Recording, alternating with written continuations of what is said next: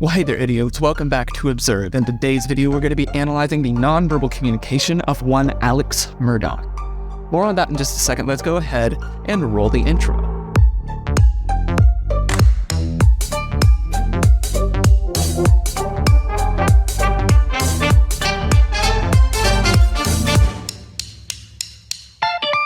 Before I provide for you a little bit of a backstory to this case, I would like to be able to make the very exciting announcement that this shirt that I am wearing, this is the Observe Kurt River collaborative shirt. It is now fully available for purchase over at Kurt River. For those of you who do not know, this has been in the works for a while. It's been in the process of being made for over a year, and I've been wanting to do something like this shirt for several years, probably about 5 or so. So now it's finally come to fruition. If you would like to be able to go and check out the shirt and purchase one of those, then you get a discount if you use my code, and any of the proceeds that would normally be going towards me off of the earnings of this shirt are actually going to go directly into charity, which you, the viewer, the subscribers, all of you were able to vote on, and the most voted upon charity was the Endometriosis Research Center. So that is where all of the proceeds will be donated to. To get one of these shirts, funds will be going directly into research for treatment centered around endometriosis. Very excited to announce that, so please go and check out the link in the description of this video. Also, if you would like to be able to check out the artist who spearheaded the design of this, then please consider following the links in the description of this video. Now, let's go ahead and dive into a little bit of the backstory before we start into today's footage. South Carolina judicial progeny Alex Murdaugh called police to report that he had discovered his wife Maggie, age 52, and his son Paul, age 22, dead in their expansive Colleton County hunting estate on the evening of June 7th of 2021. Indictments provided by officials verified prior accounts that Paul was shot numerous times with a shotgun while Maggie had been slain using an AR-15 assault rifle. Alex was indicted on 2 charges of murder and 2 counts of weapon possession during the commission of a violent felony in July 2022 for the murders of his wife and son. 2 sources with knowledge of the case told NBC News that cell phone footage places Alex near the site of the crime just before the shooting, contradicting a previous timeline of events for the day of the murders. Alex's attorney stated that their client maintains his innocence. Quote, "Alex wants his family, friends, and everyone to know that he did not have anything to do with the murders of Maggie and Paul. He loved them more than anything in the world." Subsequently, Alex pled not guilty to all allegations. A number of subsequent investigations have been launched as a result of the initial one into Maggie and Paul's deaths, creating a story that has gripped the nation. Alex was arrested in September of 2021 for conspiring with another person to help him in ending his own life with the explicit purpose of allowing a beneficiary to receive life insurance payout. This was reported by the South Carolina Law Enforcement Division, or SLED. The following month, he was arrested once more on charges of embezzling money from the wrongful death settlement awarded to Gloria Satterfield's family. His lawyers described how the prestigious attorney's life has been devastated and admitted that the prominent attorney had been struggling with a secret addiction to opioids for 2 decades. Alex is currently behind bars on many felony accusations, including the suicide plot, the misappropriation of settlement payments linked to multiple customers, and the alleged murders of his wife and kid. NBC News reports that he is being sued 11 times and is being prosecuted on more than 90 felony accusations. The murder trial has now been underway since January of 2023. So in today's video, we're going to be taking a look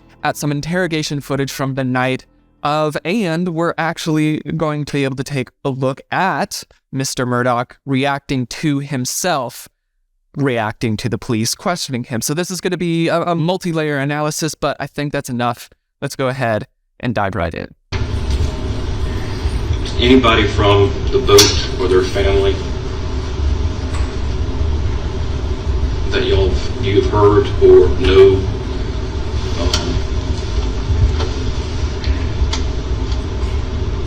of any issues with them recently or prior to this incident? I Any confrontations?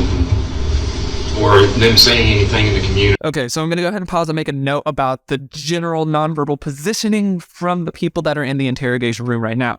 So far, it looks as if all law enforcement, or all people except for Alex, are leaning back in their chair while he is leaning forward, both of his elbows on his knees. Now, this lack of mirroring at least just lets us know that there's a disconnect psychologically between all of them. This mirroring will come out much more commonly when everybody's feeling much more on the same page, which tends to show up even in this specific situation with the law enforcement being positioned fairly similarly as opposed to Mr. Murdaugh. Now we're about to see him go into a new position here. There's a new posturing, and we'll talk about it here in a second. About the lawsuit or the pending charges, anything that would kind of lead me. I mean, David, I told you about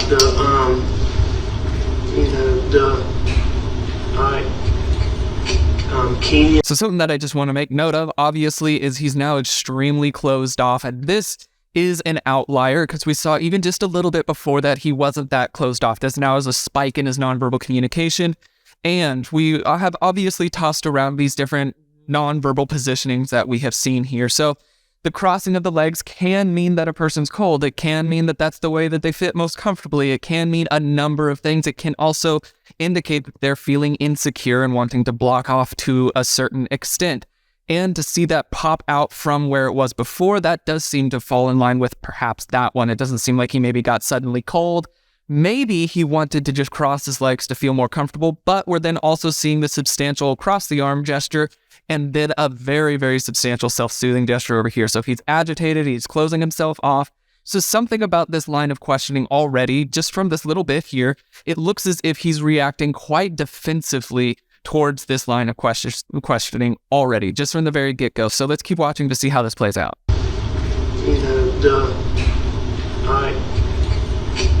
Kenya, Treehorn,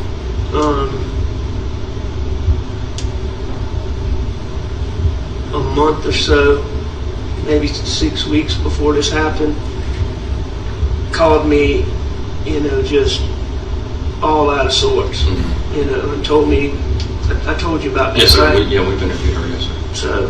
So, she said she'd heard it from 2 different places that family from the boat wreck was, it was over the top that I really didn't, pay it a bunch of attention.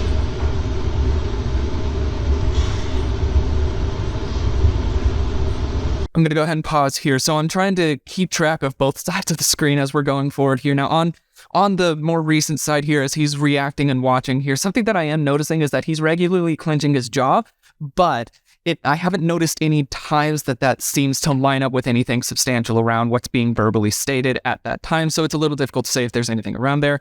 Other than that, he seems to be maintaining as largely a blank expression as he possibly can. Now, back to the other side of the screen here in the actual interrogation, they're talking about a boat wreck that Mr. Murdaugh's son, Paul, had been in with some of his friends while Paul was intoxicated, and during that wreck, one of the friends ended up being killed and found later. However, Paul was never adequately charged. It seemed as though everything was just kind of swept under the rug, which fit the MO of the Murdaugh family fairly well. Now, what we're seeing non-verbally from Alex during this part is a substantial amount of verbal difficulties. He's still obviously sitting in his defensive posturing that we noticed immediately, and now he's having difficulty around his verbal patternings, which wasn't there before, but we don't have too much to go off of since this time. Now, obviously, Mr. Murdaugh is familiar with the judiciary system, so he's going to be familiar with a lot of these proceedings, so that's something that we'll have to keep in mind as we continue watching, but let's do just that.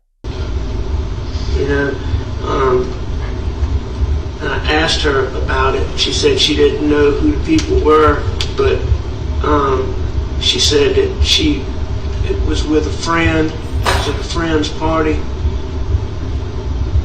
She knew who the friend was and would take y'all to the friend. So,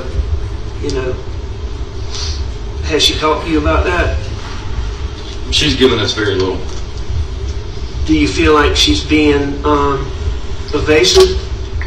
Because let me tell you what I've tried not to do. I know y'all have to look at me. I've tried to have as little discussions with the people that y'all are interviewing, you know, with all this talk about how I fixed this and fixed that with the boat wreck, which is totally untrue. Okay, I'm going to go ahead and pause this here.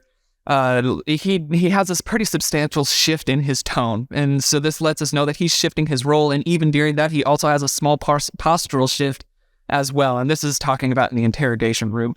In the live reaction side of things, he's still maintaining a fairly astutely blank expression. Now, back over into this, he also says, which is absolutely not true when he's talking about how he more or less fixed the boat wreck situation, which it seemed as though was the case to begin with, and it seemed as though it was a pattern of something that he had done for Paul in the past of fixing misbehaviors by Paul. So to hear that that's a possibility being tossed around here, it feels like he's compensating a little bit. There's not really the need to add that totally in there. However, this is still so early on, so we're going to continue watching this. You know, I've tried to not have a lot of conversation with people that, you know, I know y'all need to talk to. Mm-hmm.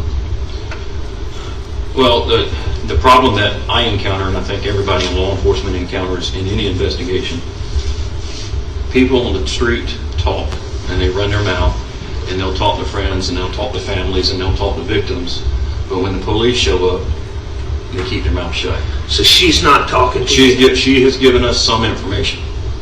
Okay. Some information. So is there a problem? I'm going to go ahead and pause again here. So on the left, during this time, during the live react time, his breathing increases a bit. Well, now this could be a sign of agitation or anxiousness centered around this specific portion of the footage. And then speaking on this portion of the footage, we're seeing that the law enforcement has let Mr. Murdaugh know that there has been some information given, but he's not being specific about what. And we're able to see the self-soothing spike up again. The entire time we're able to see Mr. Murdaugh massaging his elbow or picking at his elbow here off to the side. And then once this portion comes in, then you see it break back up into a full-on massage here. And so both of those indicate enough of a spike in his nonverbal communication to hone in on this point. He's uncomfortable that there's a level of information that has been shared and he's not sure what it is. And our question would be, why are you feeling uncomfortable about information being shared unless there was something that might be difficult or bad towards you? This is still very, very early on, so there's not enough to be able to point any fingers really, but we're starting to get an idea as to what might be going on here. Let's continue watching. Problem with me going to her and, you know. I'm not going to answer that. So you're not telling me not to do it? I'm not going to answer that. Okay. Either way. I'll get somebody to talk to her. All right, to try to get her to cooperate with you. Darn, allergies. Excuse me. All right, do you have any more questions that I might be able to answer? And if you can't think of any now, reach out, call me. Oh, well, no, I mean, you answered a lot of things I had questions about, and I appreciate it. And I'll call the Bransteaders and see if they want to meet. Maybe get Marion up there at the same time so I can just meet with them all together. Does Marion, I know they live on the Wamala, does Marion work? No, she doesn't work. And they're kind of between Wadmalaw and, I mean, they're residents of the state of Florida, but okay. They're here as much as but they're in Greenville a lot right now. Yeah, because of the grandbaby. The baby, that's right. Okay. Thank you, man. Yeah. I just a few more questions. Okay. Did you kill Maggie? No. Did I kill my wife? Yes, sir. No, David. Do you know who did? No, I do not know who did. Did you kill Paul? No, I did not kill Paul. Do you know who did? No, sir, I do not know who did. Okay, so you can hear the verbiage has shifted here. So this is a very important question. This is the one that this entire video is centered around. Obviously, this trial is still ongoing. There's a lot that's happening here. So if you would like me to continue picking this apart, please let me know, and I'll be able to even do so maybe in regards to tailoring it around the Netflix series or something off of the Peacock series or any of the different series that are centered around this case. So let me know in the comments below. Now, what we're noticing non-verbally when the important question is asked, did you do this? We're seeing that this massager has been happening over here. This self-soothing gesture has been happening again and again and again throughout pretty much this entire video. And then once we get to this part, you can now see that it's a full-on grip. We're just holding on here, which means that we're now entering into a frozen state. So now we're seeing Mr. Murdaugh enter into fight, flight, or freeze. So he's frozen. He's no longer moving. And we're hearing a verbal patterning that's very fascinating. Instead of it flowing more conversationally as it had been before, he's now switched to this very stilted verbatim, no, I did not do this thing. No, I did not do this thing. And it brings to mind recollections of, even for instance, President Bill Clinton saying, no, I did not have sexual relations with that woman. The verbal functionality there is interesting as he's drawing space between him and that thing, that this, that. So to have that specific verbal patterning that I did not do that thing, that draws space between him and the action that's being done. Now, this could be a subconscious attempt to be able to draw that separation because he's done the thing and he's wanting to be able to divert attention from himself, which would be the case of what happened with Bill Clinton, or it could just be he's wanting to be very clear and state extremely clearly that he did not do said thing. However, along with that, he also then pulls in the first name usage. Dave is used here, and that means that now we're trying to also build some rapport. So we're seeing a couple different possible manipulative moves from Alex here, done one right after the other,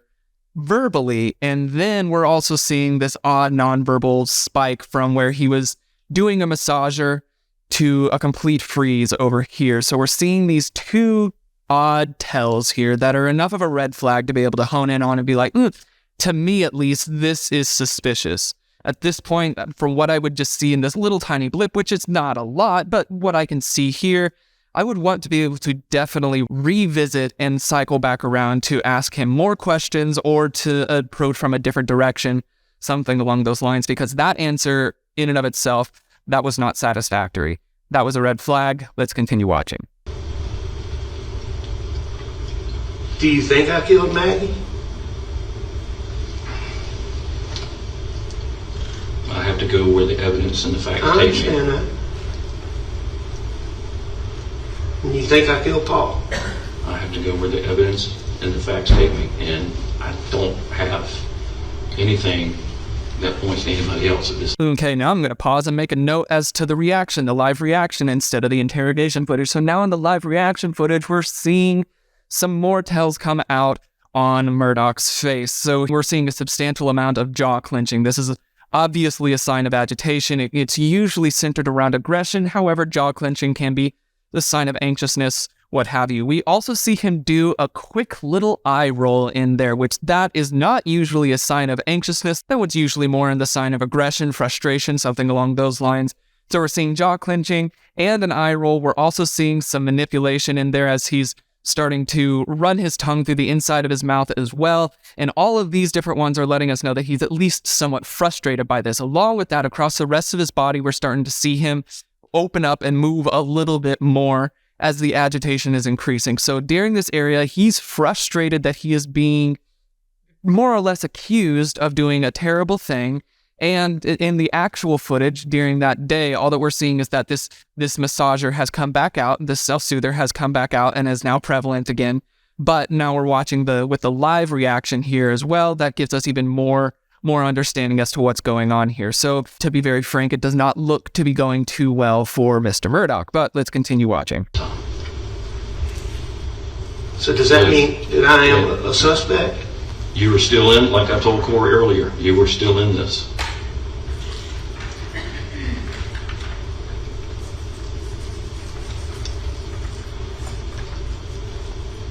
With everything that we've talked about, with the family guns, the ammunition,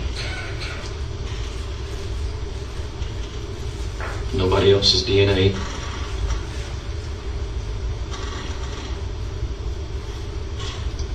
I have to put my beliefs aside and go with the facts.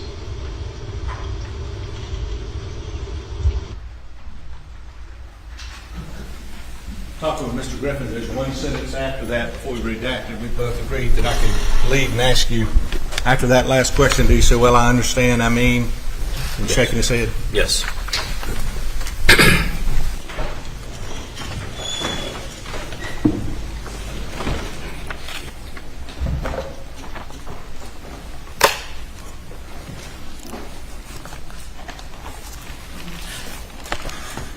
So on August 11th of 2021, after this interview, during this interview, did you consider Alex Murdaugh a suspect in the death of his son and his wife? He was the only known suspect at that time, yes. And that day, was the case transferred from Solicitor Duffy Stone to Attorney General Alan Wilson with the South Carolina Attorney General's office? Yes, it was.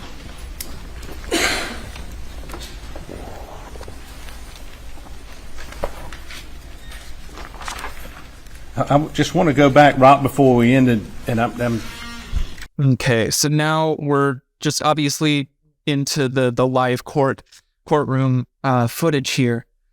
And what we're seeing from Mr. Murdaugh is obviously the lowered and drawn together eyebrows. That's a sign of agitation in the anger vein.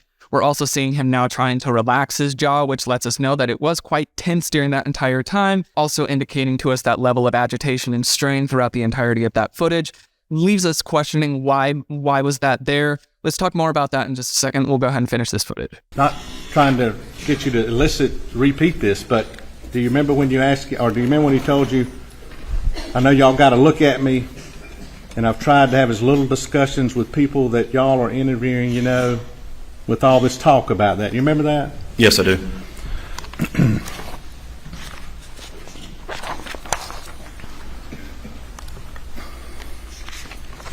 How did you take that statement to mean, his answer when he said that? That he was trying to stay out of the investigation and let us do our work. Okay. In early in the investigation, he asked you about, well, that tree going back and forth, and was he clear on when that video was taken of him in that clothes on the tree? Was he clear? He didn't recall. Okay, so I'm going to go ahead and stop the footage here. Like I said, if you want me to be able to dive more into this case with more of the footage around, and there's a lot, just let me know in the comments of this video. So what we were able to see just from this small little slice is enough red flags centered around this instance that it seems fairly incriminating on just the surface level. Now, considering that this case is still ongoing and that this is a YouTube video, these videos are meant for entertainment purposes as well as some education. It's not on any level to be used as evidence or for any professional purposes outside of what we have listed here. So keep that in mind as this is continuing forward. But what we're able to see here is enough of a red flag centered around this questioning, this line of questioning, that it seems to be suspicious to me. And I am interested to be able to continue keeping my eye on this case and continuing on the footage if you are interested in me doing so as well. So like I said, if you would like me to continue looking into this case, just let me know in the comments of this video.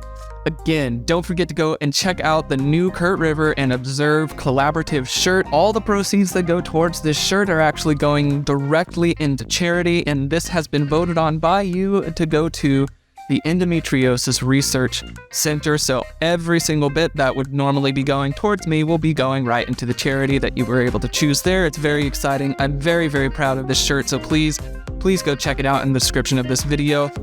Leave any of your comments or suggestions in the comments section. You could also reach out to socials. I might be able to reach out to you there or respond to you there. Emails, everything like that. Whatever works for you works for me.